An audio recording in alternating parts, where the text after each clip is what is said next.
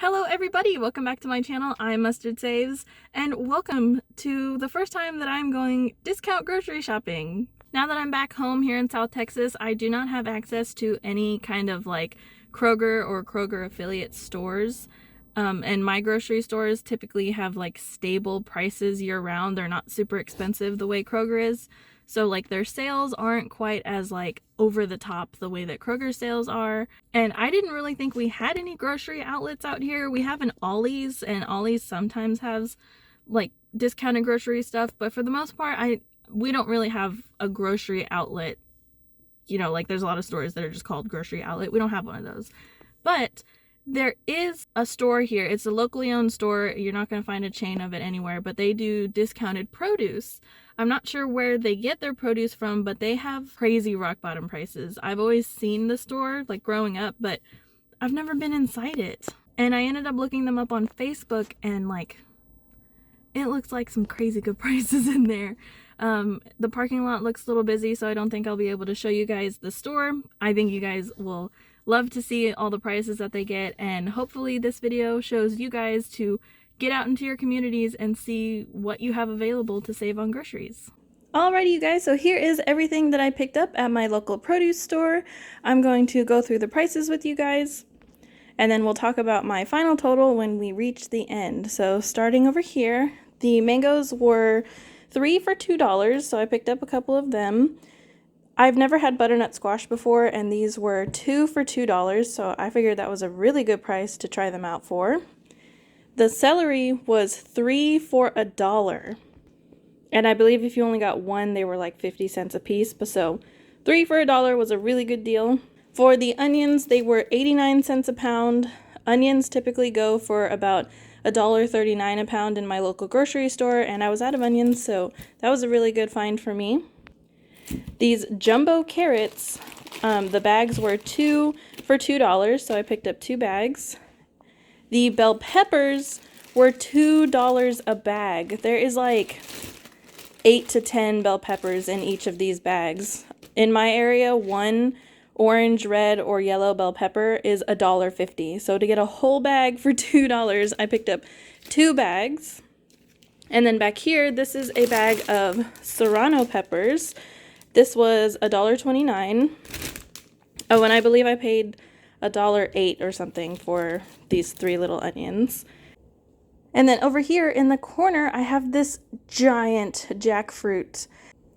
If you've never had jackfruit before, it is an Asian fruit, and in grocery stores, it's typically sold by the pound, like in regular grocery stores, and they're not actually that expensive per pound, but they are huge. So this thing could easily weigh like 15 to 20 pounds. I haven't actually weighed it, but yeah, this would normally be like $20 or $15 in a grocery store, but I got it for $3. They had them $3 a piece or 2 for $5, but considering all the other stuff that I was getting, I didn't need 2 of them, so I just picked up 1. It's not quite ripe yet, but you could eat it at this point if you wanted to, but I will be leaving it on the counter probably for like another week or so.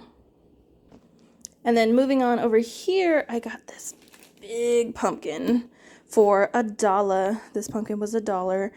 I think they are trying to get rid of all of their pumpkins from the fall season because they had a deal where you could get 1 pumpkin for $1, or for $2 you could get as many pumpkins as you wanted. Like you could fill your cart with as many pumpkins as you wanted for $2. However, I have never purchased a pumpkin to eat before. Like I've cooked with pumpkin, like canned pumpkin, but I've never done it myself. So I only picked up 1 for $1 to try it out, and hopefully next year when I'm braver, I will load up a whole cart full of pumpkins.